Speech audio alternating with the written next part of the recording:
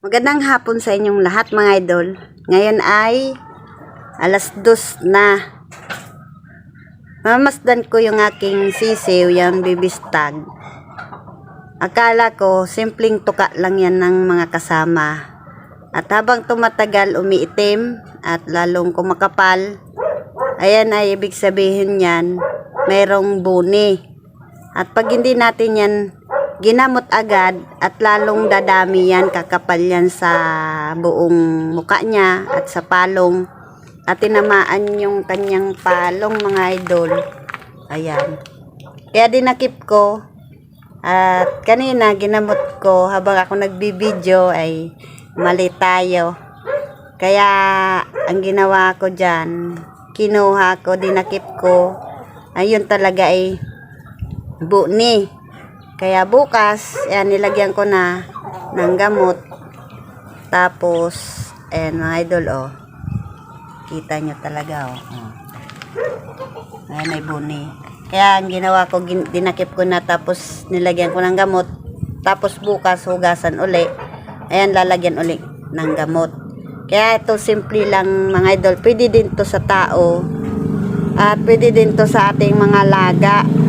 Kasi ito naman talaga yung lagi kong ginagamit pag nagkakaroon ng buni yung aking mga laga, lalo na sa mga stag. Ito pinaka-effective to sa lahat, itong paggamit itong gamot. Kaya ngayon, at buti huminto na yung ulan kaninang umaga. Malakas yung ulan kasi meron tayong tinatawag na shoreline. Kaya 2 araw dito paulan-ulan. Kaya tignan na lang natin yung ating mga laga, pagmasdan lang natin na kung may sipon o wala. Basta pagkakahapon kasi umaga at nagpapakain ako. Ayun. At inuuna ko rin tong aking mga sisiw kasi dito na sila sa area na to sa harapan, naglakad-lakad at wala na silang kulungan. Bali, 3 araw na sila dito sa labas. Kaya, ayan, tumutuka-tuka ng dahon. At yan ay maganda din yan sa ating mga alaga na tumutuka sila ng ano yan eh. Ang tawag niyan. Ang tawag dito sa amin mga idol, yan dahon na yan ay ano, gamot din yan eh. Itong anong ito, itong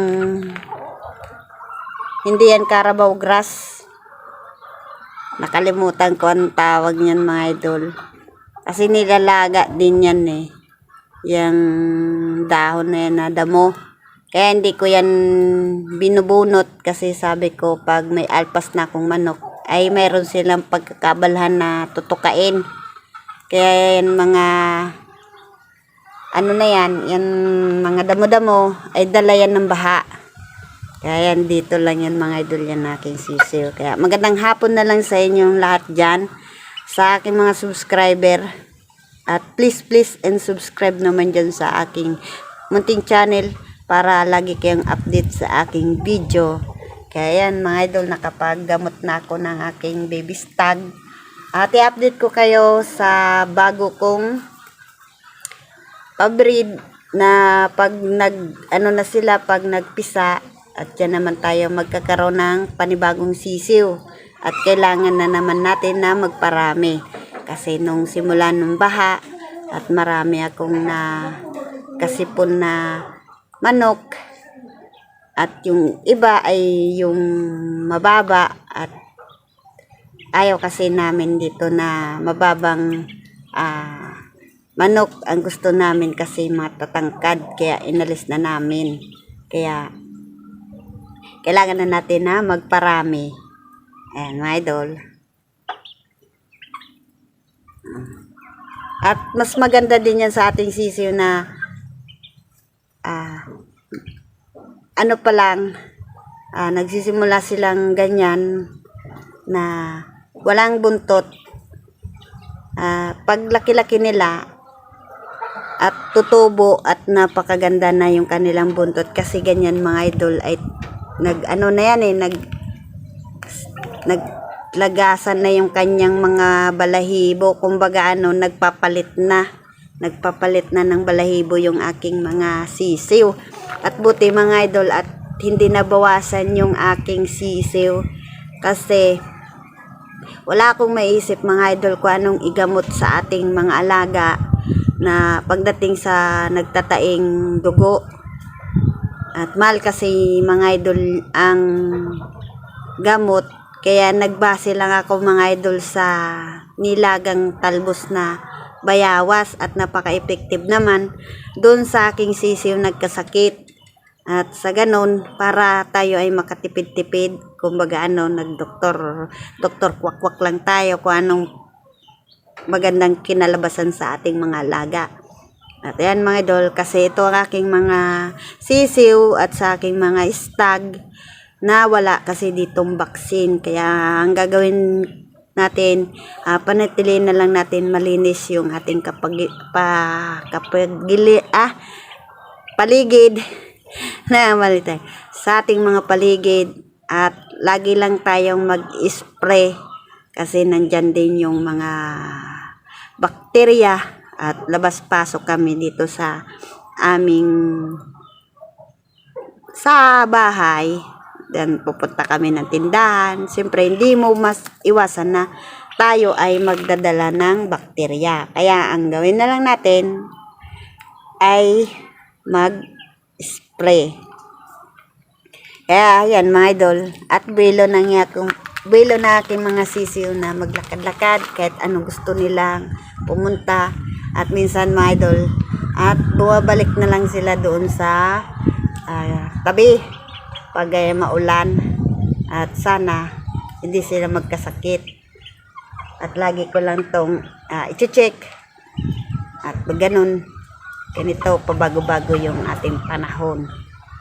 Kaya pag may napansin ako, meron naman ako ditong mga tanim na mga halaman na pwedeng igamot sa kanila, kagaya ng artemisa, yung mga oregano, yan.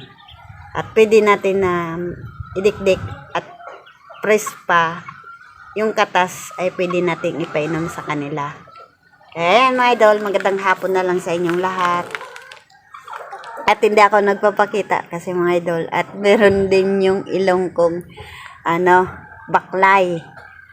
At yung aking sisiw merong bune, at ako din ay merong baklay.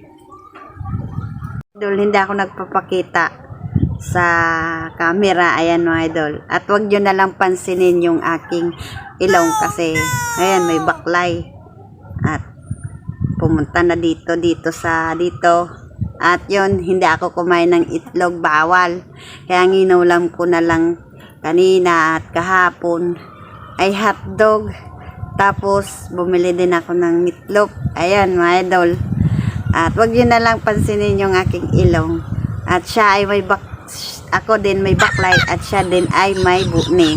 Pareho lang kami may tama mga idol. Ayan, magandang hapon na lang, Busmarky. At ito yung aking ginamot, at mura lang to mga idol sa bilihan. At ito ay gamot din sa tao, sa balat sa tao, lalo na sa makatikating sa parting paa.